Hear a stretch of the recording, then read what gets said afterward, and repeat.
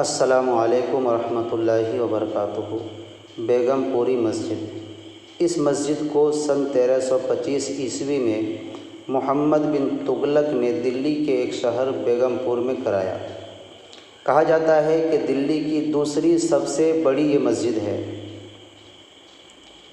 700 سال پرانا یہ مسجد آج اپنا درد بیان کر رہی ہے اور مسجد کی موجودہ حالت آپ کے سامنے ہے۔